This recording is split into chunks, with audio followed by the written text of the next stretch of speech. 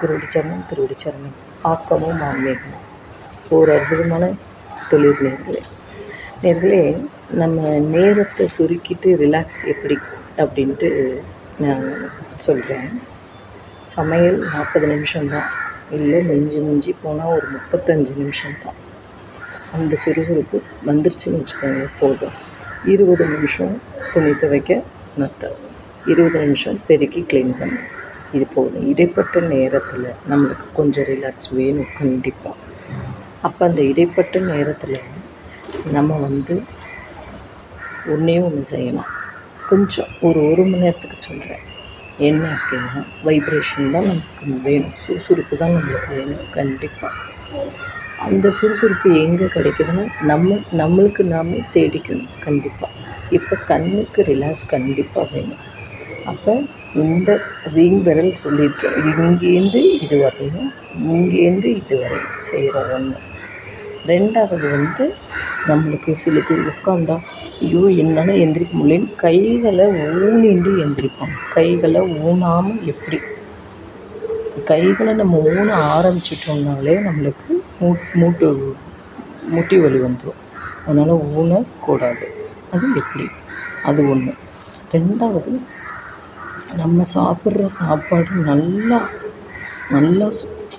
மென்று நல்லா நிமிர்ந்து சம்பளங்குட்டி கீழே உட்காந்து சாப்பிட்டோன்னு வச்சுக்கோங்களேன், அதுவே போதும், ஜீரணம் ஆயிரும். வயிறு வேறு எதுவும் வைக்காது. நாலாவது என்ன மெயின் டிப்ஸ் அப்படின்னா, நம்ம கால் வயிற்றுக்கு சாப்பிட்றோம், கால் வயிற்றுக்கு தண்ணி குடிக்கிறோம், கால் வயிறு கேப்பாக இருக்கணும், அப்போ ஜீரணம் ஆயிரும். அதுதான் மெயின். கண்டிப்பாக ஒரு குப்பை மாதிரி வயிற்றுக்குள்ளே போடக்கூடாது. அந்த நான் சொல்கிறேன் பாருங்களேன், இந்த முட்டு வலி இதுதான் நம்மளுக்கு மெயின். இப்போ எனக்கே ரொம்ப நாள் நான் தூங்காமல் இருந்தேன், ரிலாக்ஸ் இல்லாமல் இருந்தேன். இப்போ இந்த வர்மக்கலை எப்போ பண்ண ஆரம்பித்தேன்னா அப்போலேருந்தே எனக்கு ரிலாக்ஸ் ஆகிடுச்சு. கண்டிப்பாக நீங்கள் பண்ணி பாருங்களேன். என்ன அப்படின்னா,